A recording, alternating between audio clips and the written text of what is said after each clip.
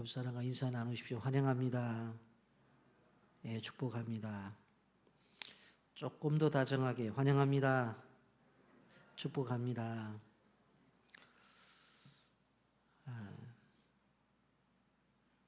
지난 주간 3박 4일 동안 일본 단기 선교를 위한 답사를 잘 다녀왔습니다. 교회 챔보키스트라와 우리 교회학교 아이들이 갈 것을 예상하면서 다녀왔습니다만은 가서 보니까 아이들뿐만 아니라 어른들도 꼭 가보아야 될 것이다 하는 생각을 했습니다. 우리 GMS 파송 선교사인 안지연 선교사님과 김태령 선교사님의 안내를 받으면서 3박 4일 동안 많은 것을 보고 많은 이야기를 듣게 되었습니다.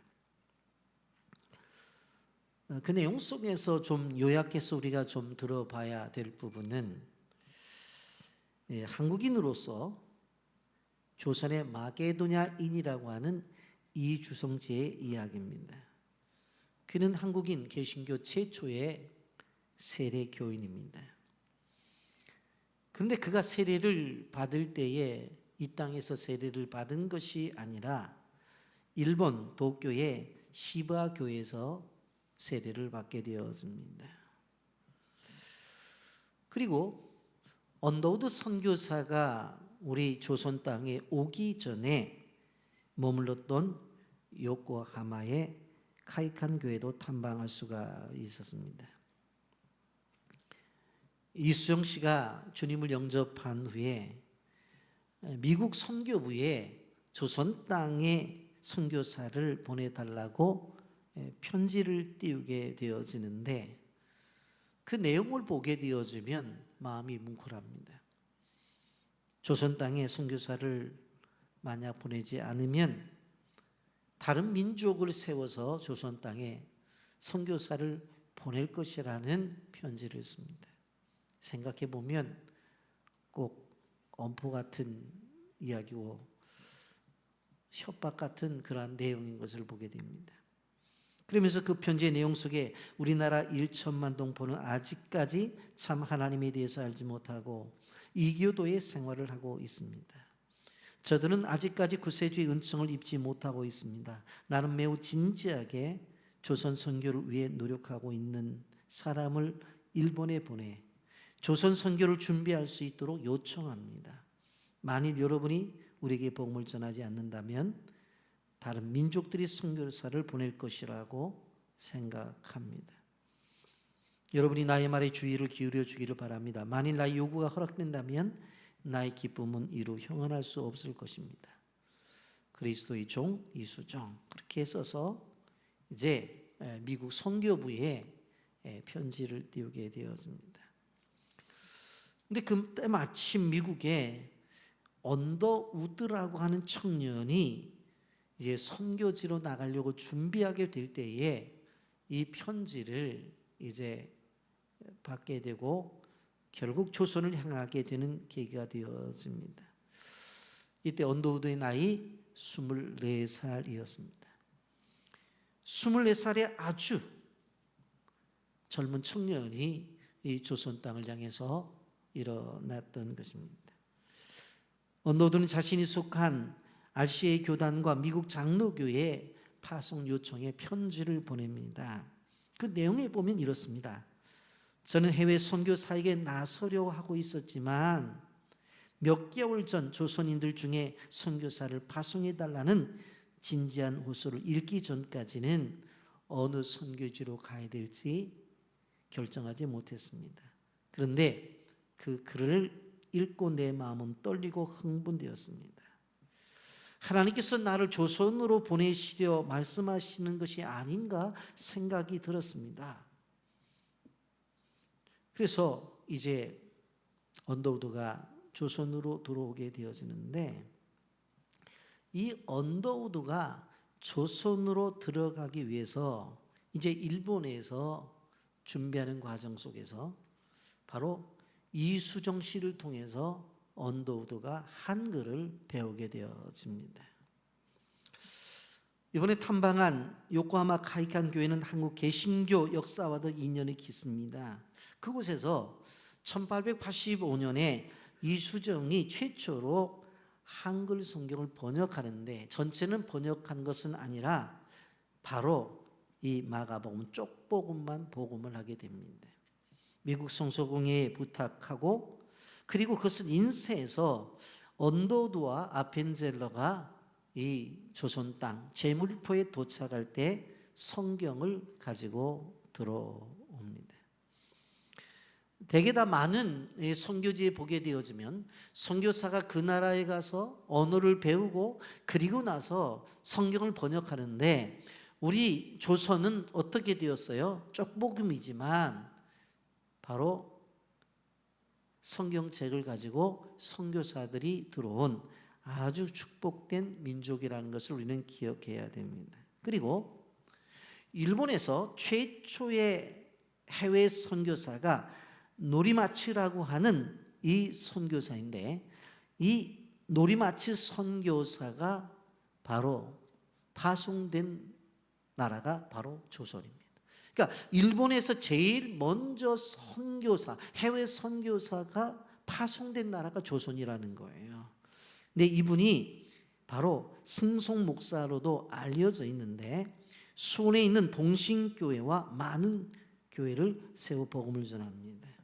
지금도 수원의 동신교회는 이 노리마츠 선교사님의 무덤과 묘비가 있는 것을 보게 되어집니다.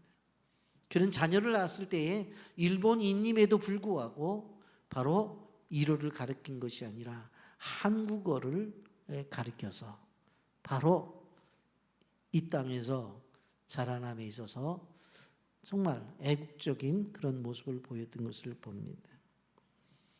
여러분, 그리고 저희는 이번 답사 중 언더우드와 아펜셀라가 조선으로 떠났던 요코하마 항구, 그 땅을 밟으면서 많은 은혜를 받게 되었습니다.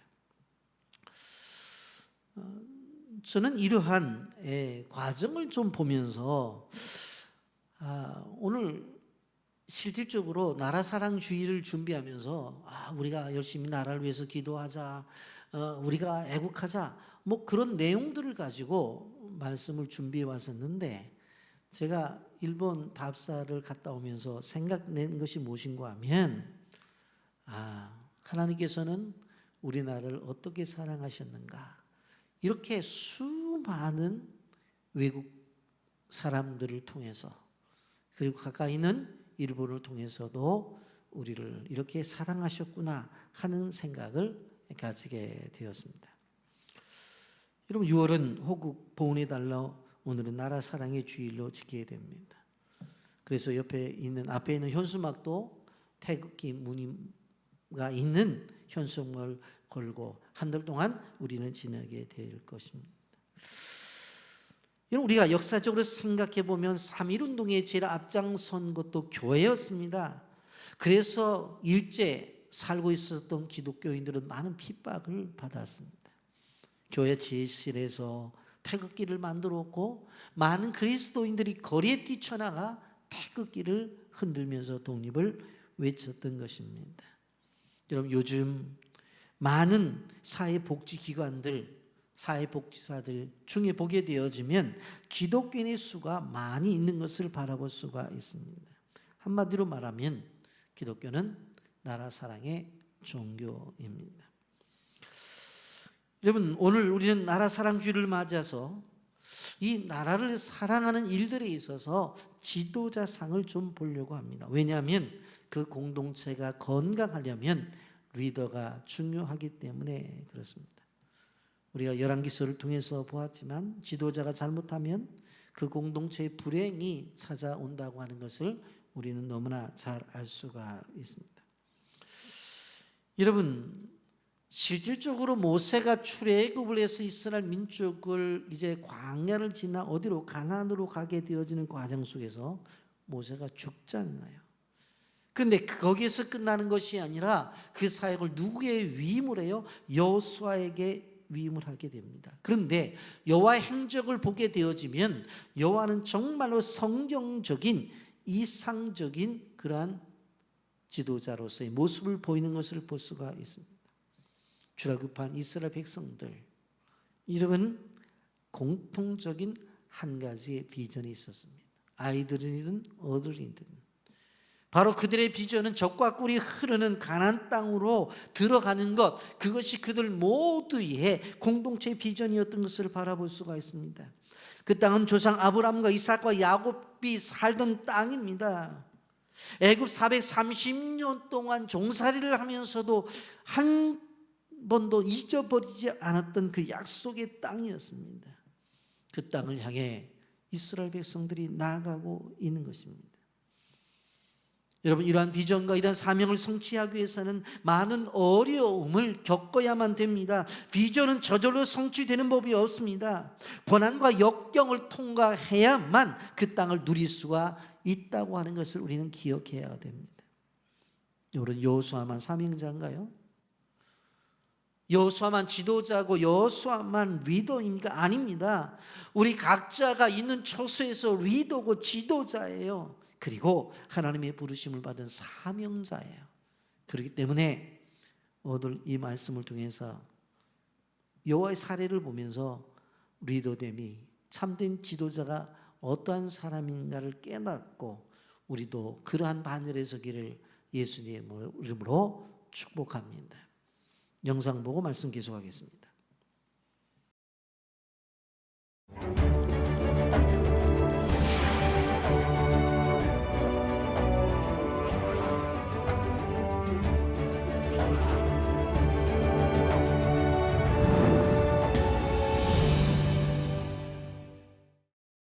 대구 중구 남성로, 대구제일교회 구예배당 맞은편에 위치한 교남 YMCA 회관. 일제강점 당시 교남 YMCA 회관은 물산 장려운동뿐 아니라 기독교 농촌운동과 대구 신간의 활동 등을 지원했으며 1919년 대구 38 만세운동의 주요 지도자들이 회합하는 공간으로도 사용됐습니다. 한때 철거 위기에도 내몰렸지만 대구 시민들의 모금운동을 통해 복원돼 일반에 개방됐습니다. 민족의식을 가진 청년들이 선교사의 또 도움을 받아서 일본 사람들의 어떤 그 방해를 좀 이렇게 무릅쓰고 만날 수 있는 그런 공간으로도 쓰임을 받았고, 우리 또 그 지역의 청년들이 성경 공부를 통해서 아니면 여러 가지 이제 그 사회 활동에 필요한 그런 교육의 장으로 그렇게 많이 사용이 되었습니다. 교남 YMCA 초대 회장인 이만진 목사, 대구제일교회 목사이자 개성학교의 첫 한국인 교사로서 대구 38 만세운동을 주도적으로 이끈 인물입니다. 1919년 3월 8일 서문시장 장날 오후 2시 이만진 목사가 독립선언문을 낭독하며 조선 독립 만세를 선창하자 군중들의 만세 행렬이 이어졌습니다. 이를 저지하기 위해 진압에 나선 일본 경찰에 의해 157명의 시위대가 체포됐습니다. 이만진 목사가 이끈 대구 만세운동을 시작으로 경북 의성과 안동, 영덕까지 만세운동이 확산됐습니다. 이만진 목사는 학생에게는 교사로, 청년들에게는 사회봉사자로, 나라 잃은 민족에겐 독립운동가로서 세상에 소금의 역할을 하였던 크리스천 리더였습니다.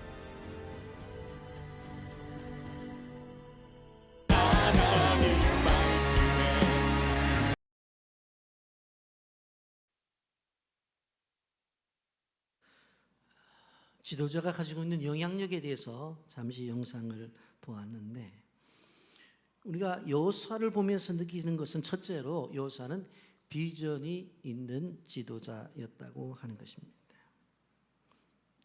여러분, 리더의 첫 번째 요건은 비전이 있어야 됩니다. 하나님께서 2절 말씀에 이렇게 비전을 주셨습니다. 내 종 모세가 죽었으니 이제 너는 이 모든 백성과 더불어 일어나 이 요단을 건너 내가 그들 곧 이스라엘 자손에게 주는 그 땅으로 가라. 모세가 죽은 것으로 끝나는 것이 아니라 여호수아에게, 모세에게 주었던 사명을 주어서 바로 사에게 위임을 하는 것을 볼 수가 있습니다. 그리고 바로 여호수아에게 모세가 받았던 그 비전이 너의 비전이 되어져야 된다. 그렇게 말을 합니다. 여호수아가 모세를 대신해 나아가 비전의 땅을 정복하라고 말씀하고 있는 것을 보게 되어집니다. 그런데 오늘 3절과 4절에 보면 약속의 땅으로 이미 주어졌어요. 3절 4절 내가 모세에게 말한 바와 같이 너희의 발바닥으로 밟는 곳은 모두 내가 너희에게 주었노니 곧 광야와 이 레바논에서부터 큰 강 곧 유브라데 강까지 해쪽 속의 온 땅과 또 해지는 쪽 대까지 너희 용토가 되리라. 하나님께서는 이미 여호수아와 이스라엘 백성들에게 그 약속의 땅을 주셨어요. 그렇기 때문에 그들의 것이 될 것은 분명해요. 여러분, 이제 그 땅을 취하기만 하면 됩니다. 그런데 여기 5절 이하에 보게 되어지면 우리가 생각할 말씀이 있습니다. 5절 내가 평생에 너를 능히 대적할 자가 없으리니 내가 모세와 함께 있었던 것 같이 너와 함께 있을 것이라. 내가 너를 떠나지 아니하며 버리지 아니하리니. 그렇게 말씀해요. 이 말씀에 의하면 여호수아가 하나님의 비전을 이루기 위해서 가나안에 들어가게 될 때에 분명코 저항 세력이 있을 것이라고 말씀을 해줘요. 여러분, 비전을 이루기 위해서는 넘어야 될 산들이 있다는 것을 우리는 기억해야 돼요. 그것을 넘지 않고는 하나님이 주신 비전이지만 그것을 이뤄낼 수가 없다고 하는 것입니다. 젖과 꿀이 끓는 가나안 땅은 하나님이 분명코 이스라엘 백성들에게 주신 비전의 땅이지만 가만히 있을 때에 그대로 주어지는 것은 아니라고 하는 것입니다. 가나안 정복은 가만히 있어서 정복을 완성할 수 없습니다. 싸워야 되고 쟁취해야 돼요. 그러기 위해서 어떻게 해야 돼요? 그 싸움에서 이겨야 된다는 것을 우리는 기억해야 되는 것입니다. 주시겠다고 약속한 비전의 땅을 이루기 위해서 어떻게 투쟁을 해야 돼요? 피와 땀과 수고가 동반되어져야 된다고 하는 것입니다. 여러분, 우리의 삶도 마찬가지예요. 하나님께서 우리에게 주신 비전이 있어요. 그럼 가만히 앉아 있으면 그 비전이 이루어지느냐? 아니라고 하는 거예요. 이스라엘 백성들이 가나안에 들어가기 위해서 전투를 하고 또 그곳에 가서 그 땅을 차지하기 위해서 많은 노력을 했던 것처럼 그것이 필요하다고 하는 것입니다. 2차 대전 중 풍전등화 같은 조국의 운명 앞에 영국 수상 처칠은 바로 연설을 합니다. 1940년 5월 13일 전시 내각을 구성하면서 백성들에게 이렇게 이야기를 합니다. 지난 금요일 저녁 국왕폐하로부터 새로운 행정부를 구성하라고 임무를 받았습니다. 사태의 심각성과 긴급성 때문에 조각을 하루 만에 완료할 수밖에 없었던 것을 여러분들 이해해 주시기를 바랍니다. 지금 우리나라는 역사상 최대 결전으로 돌입하는 그 입구에 와 있습니다. 나는 피와 땀과 눈물 그리고 수고밖에 달리 가진 것이 없습니다. 우리는 길고 긴 투쟁과 고통의 시간을 앞두고 있습니다. 여러분은 질문할 것입니다. 우리의 목표는 무엇이냐고. 나는 한마디로 대답을 합니다. 승리뿐입니다. 어떤 대가를 치르더라도 승리할 것입니다. 아무리 멀고 험해도 우리는 승리할 것입니다. 승리 없이는 생존도 없기에 오직 승리뿐입니다. 그렇게 수상 처칠이 백성들에게 이야기를 해요. 전쟁 속에서 승리밖에 없잖아요. 그 비전이 되어질 때에 그 비전을 따라서 영국 국민들은 하나가 되었고 전 유럽을 점령한 독일군과 싸워서 마침내 승리를 쟁취하고 자유를 획득하는 것을 볼 수가 있습니다. 여러분, 지도자가 가지고 있는 비전, 그것이 그 공동체에 있어서 얼마나 중요한지 몰라요. 여러분, 물론 그것을 이루기 위해서는 피와 땀과 헌신의 수고가 동반되어져야 되는 것은 마찬가지 있어야 됩니다. 그러나 비전이 없는 지도자, 그 아래 사는 사람들은 고통이 있을 수밖에 없다는 것을 알아야 돼. 이게 우리가 잘 알고 있는 세종대왕. 조선왕실록에 의하면 그는 눈병이 12번, 허리 통증이 6번, 무릎 통증이 3번, 살 빠는 찌는 증상도 있었다고 그랬어요. 그래서 병 하나를 낳으면 또 하나 병이 오고, 또 병 하나가 낳으면 또 병이 오고, 이게 세종이 나이 38살 때의 기록이었어요. 세종대왕은 새벽 5시에 일어나 식사를 하고 6시가 되면 나란 일을 시작했어요. 그리고 저녁 8시까지 집현전 학자들과 함께 만든 책들을 교정을 보면서 일을 했습니다. 이러한 과도한 업무 때문에 당뇨병과 관절병과 안과 질환에 시달렸던 것을 보게 되었습니다. 그리고 그는 53세에 세상을 떠나게 되었습니다. 여러분, 실질적으로 이 세종대왕이 가지고 있었던 비전이 있었어요. 꿈이 있었어요. 그게 무엇인 줄 아세요? 모든 백성이 글을 읽고 글을 쓰는 것. 그것이 세종대왕이 가지고 있는 비전이었어요. 이 나라 모든 백성들이 글을 읽고 글을 쓰는 것. 그것이 세종대왕의 비전이었어요. 그러니까 결국 그 일을 위해서 헌신을 하잖아요. 그리고는 그 일을 이뤄내잖아요. 그래서 우리가 지금 한글을 읽고 쓰고 이 한글이 세계적인 문자로 인정을 받는 것을 우리가 다 알고 있습니다. 여러분, 지도자는 분명한 비전이 있어야 돼요. 지도자는 분명한 목표가 있어야 돼요. 그런데 그것을 성취하려고 한다면 반드시 대가를 지불해야 된다는 것을 우리는 기억해야 되는 것입니다. 여러분, 공동체가 그 목표를 향해 달려갈 수 있도록 바로 제시를 해야 돼요. 그래서 위대한 리더들은 위대한 성취를 이뤄내는 것을 볼 수가 있습니다. 여러분, 실질적으로 우리가 여호수아서를 보게 되어지면 순간순간 실패하는 것들도 있지만, 그러나 바로 그 여호수아서가 가지고 있는 것이 무엇입니까? 전체로 보면 하나님이 주신 약속의 땅을 정복하고 또 정복하고 또 정복하는 기록이 그 여호수아의 기록인 것을 보게 됩니다. 여러분, 그러면서 여기서 한 가지 우리가 알아야 되는 부분이 무엇인가 하면, 실질적으로 사람은 사라진다 할지라도 하나님의 약속은 유효하고 하나님의 비전은 그대로 유지가 된다는 거예요. 오늘 1절 2절 말씀 다시 봅니다. 여호와의 종 모세가 죽은 후에 여호와께서 모세의 수종자 눈의 아들 여호수아에게 말씀하여 이르시되, 내 종 모세가 죽었으니 이제 너는 이 모든 백성과 더불어 일어나 이 요단을 건너 내가 그들 곧 이스라엘 자손에게 주는 그 땅으로 가라. 여러분, 모세가 죽었다고 해서 이스라엘 백성들의 가나안 행진이 멈춰졌나요? 모세가 죽었다고 해서 그들에게 주신 가나안 비전이 멈춰졌나고요? 그러지 않아요. 모세의 비전이 결국은 여호수아에게 계승이 되어서 여호수아도 이 사역을 감당하는 것을 볼 수가 있습니다. 왜 그래요? 이것이 하나님의 약속이기 때문에. 그렇다고 한다면 이 비전이 어떻게 성취가 되느냐 하는 것입니다. 첫째로 이 비전은 강하고 담대한 마음이 필요합니다. 비전의 땅을 정복하기 위해서, 비전을 이루기 위해서는 강하고 담대한 마음이 필수적입니다.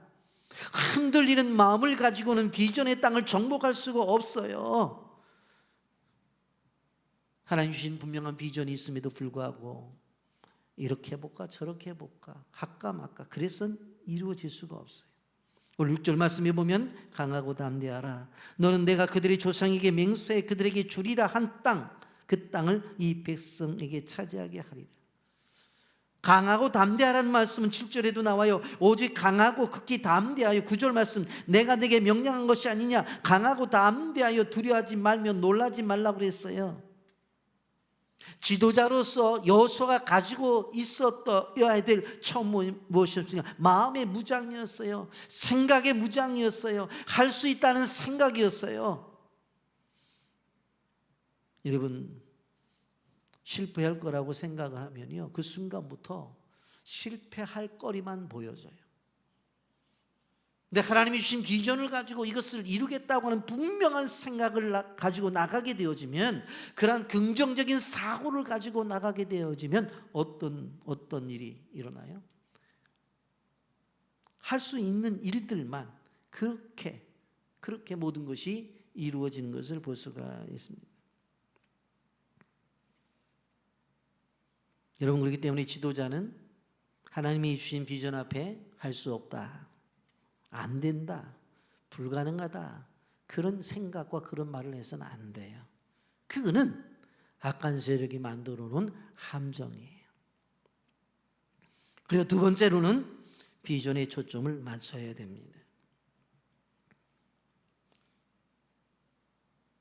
아무리 가나안 땅이 주어졌다 할지라도 출애굽한 백성들이 그들을 다 쫓아내고 그곳에 들어간다는 것은 쉬운 일이 아니었어요. 여러분, 비전을 갖기는 쉬워도 성취하기는 참 어렵다는 것을 우리는 알잖아요. 저는 교회들마다 많은 목사님들을 만나보면 선교해야 된다고 그래요. 그런데 실질적으로 보면 선교 진행을 못해요. 비전은 있어요. 그런데 성취는 안 돼요.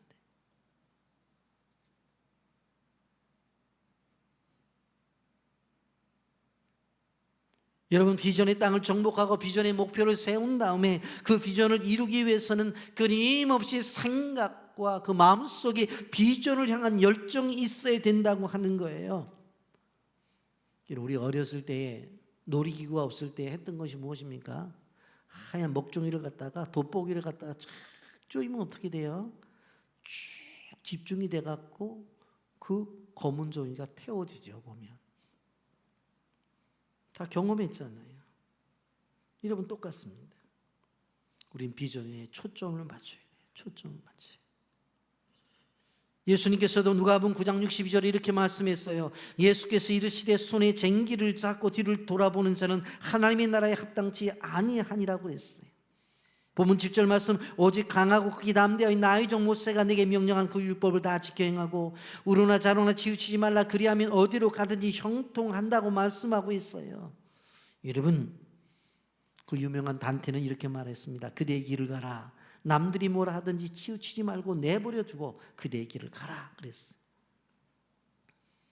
그 다음에 또 한 가지 생각할 것은 말씀대로 살아가야 된다고 하는 것입니다. 성경적인 지도자예요.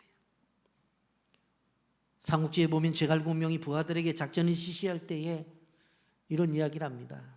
편지를 서너 장 써주고 가서 문제가 풀리지 아니하면 한 장 꺼내서 보라는 거예요. 그리고 그 방향을 잡으라는 거예요. 또 가다가 문제가 풀리지 아니하면 또 한 장을 꺼내서 보라는 거예요. 그래서 난관을 이겨냈다는 그런 이야기입니다. 여러분, 우리는 기억해야 돼요. 전쟁을 승리하려면 지휘관의 명령을 따라야 되고, 운동 경기에 승리하라고 한다면 감독의 지시를 따라야 돼요. 그렇다면 우리 인생의 승리를 하려고 한다면 어떻게 되어져야 될까요? 하나님 말씀 앞에 순종을 해야 되는 것이 성경적 성공의 비결입니다.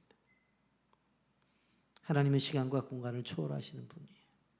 7절 보면 오직 강하고 크기 담대하여 나의 종 모세가 내게 명령한 그 율법을 다 지켜 행하고 우로나 좌로나 치우치지 말라, 그리하면 어디로 가든지 형통하겠다고 말씀해요.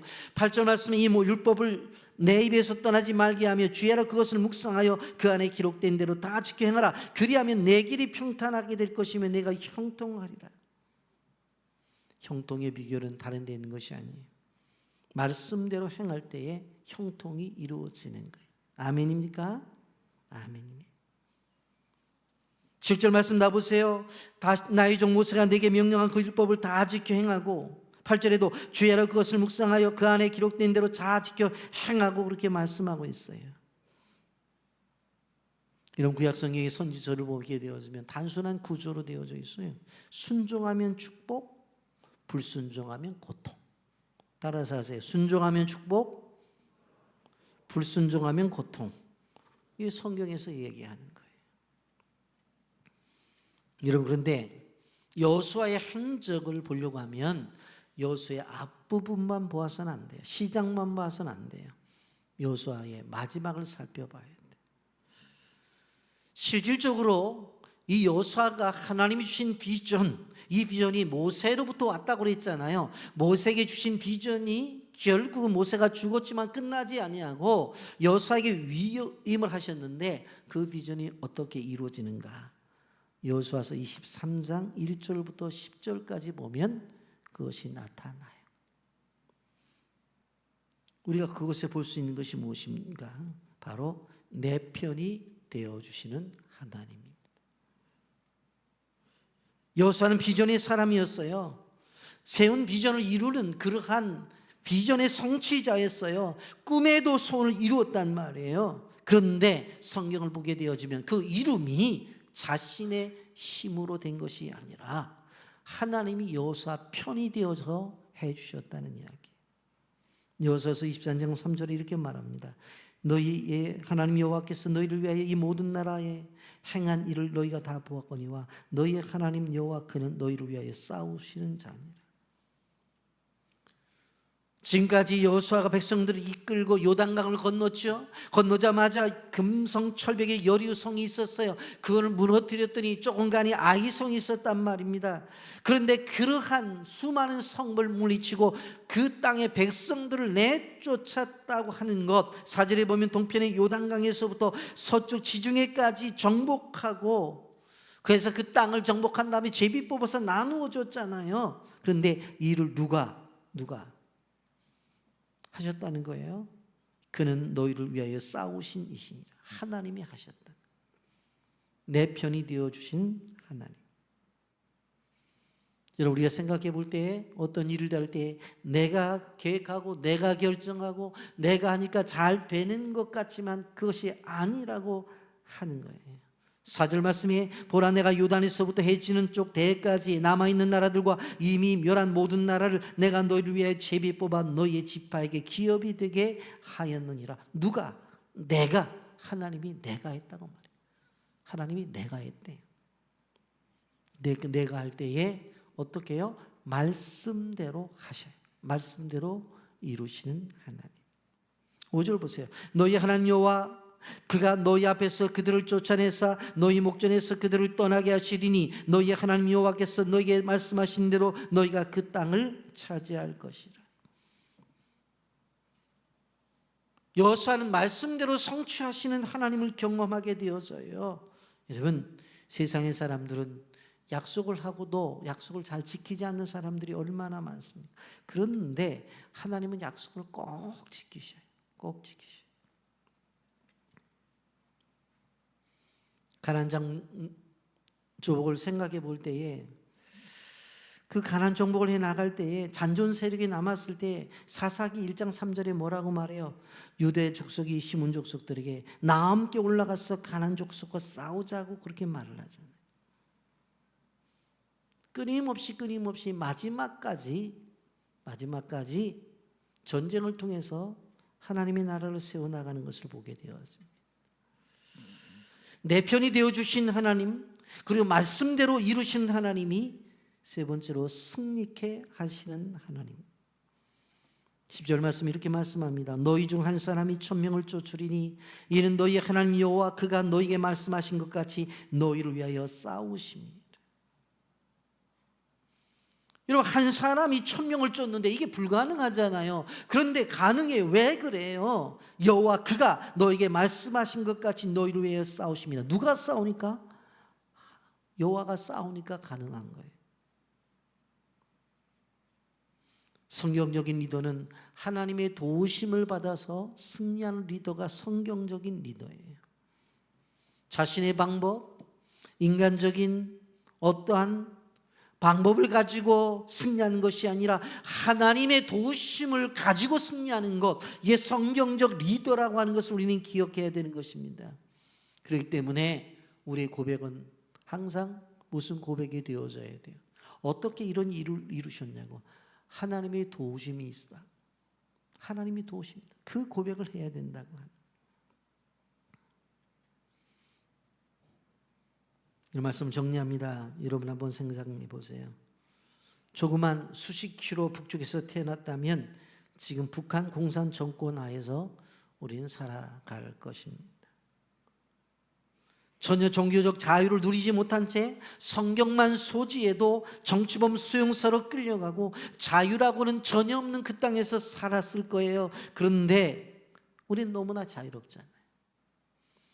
여러분, 놀라운 사실은 8.15 해방 당시만 하더라도 남한 사람의 75%가 자유민주주의보다도 사회주의를 더 선호했다는 기록이 있습니다.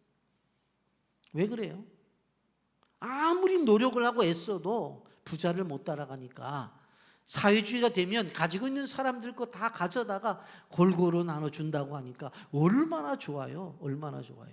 그래서 소위 이 사회주의를 그들은 선호했던 것을 보게 되었습니다. 우리나라가 얼마나 가난했어요. 당시에 전쟁이 끝난 다음에 조사를 해보니까 세계에서 가장 가난한 나라가 인도였고 그 위에가 우리나라였어요. 세계에서 두 번째로 가난한. 그래서 우리 어렸을 때 보세요. 예? 쥐잡기 운동을 벌일 정도로 가난해요. 왜? 지가 와서 이것저것 드시고 또 논밭에서 콩 심어 놓으면은 그 알맹이 다 까먹고 그러니까 뭐 암만 콩을 심어도 나질 않는 거야. 보면은 들쥐가 다 잡아먹은 거야. 그래서 쥐잡기 운동했잖아요. 저도 상 받았어요. 무슨 상? 쥐꼬리 많이 가져가서. 그런 거 상 줬잖아요. 상 줬잖아요. 그렇게 가난했다고요. 그러다가 1988년 올림픽, 2002년도 월드컵, 2018년 평창 동계올림픽을 개최하면서 세계가 한국에 집중이 되어지잖아요. 그리고 이제는 한국의 반도체, 휴대폰, 자동차가 이제 세계의 마음을 흔들고 있잖아요. 여러분, 그러나 그 배경 속에 기독교가 가장 큰 공헌을 하고 있다는 사실을 기억해야 돼요. 여러분, 통계청의 발표에 의하면 제일 종교가 개신교예요. 2위가 불교고 3위가 천주교예요. 그렇게 통계청에서 발표를 했어요. 그런데 여러분 생각해 보면 불교라고 써놓고 그분들은 절간에 자주 가나요? 제가 볼 때 1년에 한 번 가면 잘 가는 것 같아요. 근데 우리는 최소한도 교인이라면 주일날 교회는 나오잖아. 그리고 새벽 기도도 매일매일 나오고 그러잖아요. 그러니까 이게 비교가 안 돼요, 사실은. 그러니 와서 뭐예요? 나라와 민족을 위해서 기도하잖아요. 나라 민족을 위해서. 지구상에 있는 모든 교회가 여러분 그 나라 자기 나라 민족을 위해서 얼마나 기도를 많이 합니까? 오늘 기도하시는 집사님은 미전도 종족을 위해서 기도하잖아요. 여러분, 한국이 어떻게 이렇게 잘 살았냐? 그러면 많은 사람들이 그렇게 말해요. 한강의 기적이라고. 그러면 한강 주변에 있는 사람만 잘 삽니까 지금? 어제 저도 결혼식 때문에 한강을 건너가면서 옛날 제가 용산에 살았기 때문에 제가 다녔던 초등학교를 지나갔어요. 아, 가슴이 뭉클하더라고. 옛날에는 거기 그 앞에 약국 있고 아주 가난하고 막 그랬는데 지금 막 빌딩들이 막 한강의 기적이라고 해서 한강 주변에만 살아요? 우린 못 살아요? 아니에요. 우리는 한강의 기적이 아니라 십자가의 기적을 맛보는 사람. 십자가의 기적. 주님이 주신 은혜로 살아갔고 이만큼 이루었어요. 그래서 주님 앞에 늘 감사가 있어야 되는 거예요. 여러분, 우리가 나라 사랑주의를 맞이하면서 우리가 기도하고 노력해야 될 것이 무엇입니까? 정치계나 경제계나 의료계나 문화계나 예술계나 모든 구석구석에서 누가 그리스도인들이 리더가 되어져야 돼. 그래서 바른 생각과 바른 가치관을 갖고 이끌어 나가야 된다고 하는 거예요.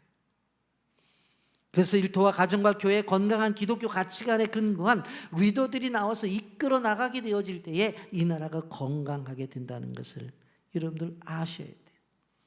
오늘 이 시대에 우리가 여호수아와 같은 리더가 되어서 나뿐만 아니라 나의 가정과 교회, 나라 민족을 위한 귀한 지도자가 되기를 예수님의 이름으로 축복합니다. 아멘.